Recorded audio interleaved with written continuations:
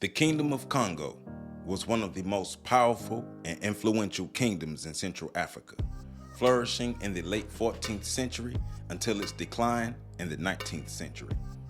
Its core territories covered parts of present-day northern Angola, the western regions of the Democratic Republic of the Congo, southern Gabon, and the Republic of the Congo. At its height, the kingdom extended from the Atlantic Ocean in the west to the Kwango River in the east, and from the Congo River in the north to the Kwanza River in the south.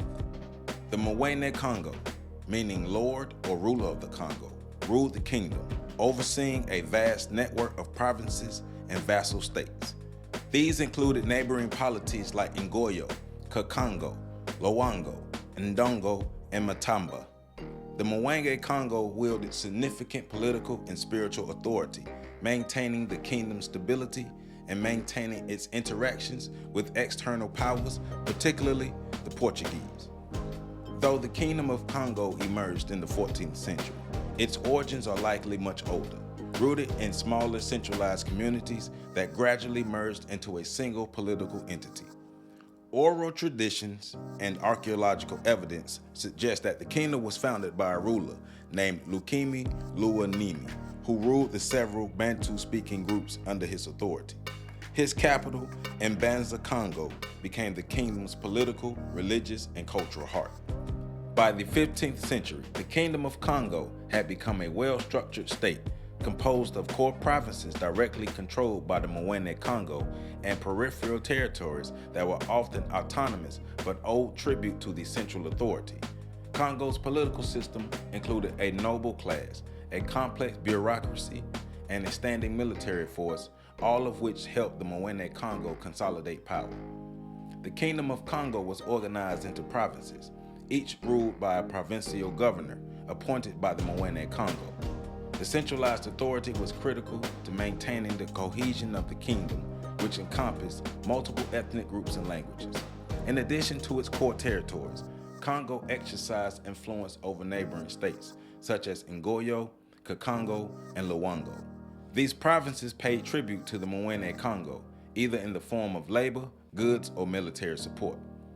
Kongo society was stratified with a ruling class, commoners, and enslaved individuals. The king and nobility held significant political and religious power, often believed to be divinely appointed. Beneath them were the farmers, craftsmen, and traders who sustained the kingdom's economy. Enslaved individuals, many of whom were captured in warfare, also played a key role in the labor force, though they could sometimes rise to positions of prominence in Congo's military or administrative sectors. The Kingdom of Kongo was deeply spiritual, with its indigenous religious beliefs focused on ancestral veneration and the worship of a supreme deity, Nzabi A Mpungu. The Wene Kongo was both a political leader and a spiritual figure, responsible for maintaining the sacred connection between the people and the spiritual world. The kingdom had a rich oral tradition, with griots and bards playing a vital role in preserving and transmitting the kingdom's history, legends, and customs. In the early 16th century, the kingdom experienced a religious transformation when King Nzinga A Nkwaku converted to Christianity, taking the name Joao I. The conversion was largely a response to increasing contact with the Portuguese, who had arrived in the Congo coast in the late 15th century. The spread of Christianity throughout the kingdom introduced new cultural and religious dynamics, blending with existing Congo spiritual practices. Portuguese explorers, led by Diogo Cao, first arrived on the coast of the Kingdom of Kongo in the 1480s. Initial contact between the two powers was friendly and mutually beneficial. The Portuguese were impressed by the sophistication of the Congo's political structure and sought to establish trade relations, particularly in goods like copper, ivory, and later enslaved people. For the Kingdom of Kongo, Portuguese trade provided new economic opportunities and access to European goods, including firearms, which were valuable for maintaining control over rival states.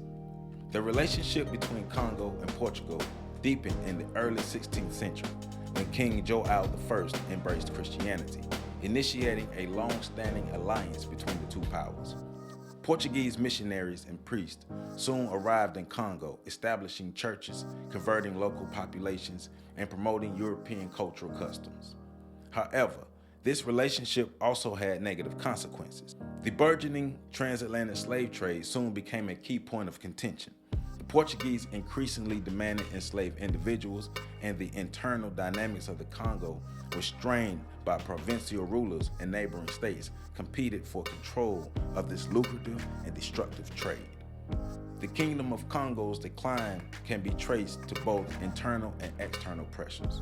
Internally, succession disputes and provincial revolts weakened the central authority of the Wene Kongo. Provincial leaders, such as those in Ndongo and Mataba, sought greater autonomy, reducing the kingdom's power over its traditional territories. Additionally, the rise of the transatlantic slave trade created severe social and economic disruptions. As the demand for enslaved people grew, warfare increased, and local economies shifted from agriculture to the export of human beings. Externally, the increasing involvement of European powers in Central Africa, particularly the Portuguese, Dutch, and French, destabilized the region. Portugal's effort to assert direct control over the Congo, particularly after the Battle of Mbuila in 1665, where the Wene Kongo Antonio I was killed, led to further fragmentation. By the late 17th century, Congo had splintered into several smaller kingdoms, each vying for power and influence. Although the kingdom continued to exist in a diminished form in the 19th century, its influence was largely eclipsed by European colonial expansion. The once great Kingdom of Kongo became a shadow of its former self, and its lands were gradually absorbed by the colonial territories of Angola, Congo, and Gabon. Despite its decline, the legacy of the Kingdom of Kongo endures. The Kingdom of Kongo remains a symbol of African resilience, adaptability, and complexity, standing as a testament to the rich history of pre-colonial Africa. Its history challenges simplified narratives about Africa and a continent solely shaped by European intervention, showing instead a powerful, organized state with its agency and influence in the wider world. For more information, please visit my website at www.ontheshoulders1.com. There, you can support my OTSOG book series. You can also support me on Patreon at patreon.com/OTSOG. And you can hit the super like button under this video. I love you all, and make sure you catch the next video coming up.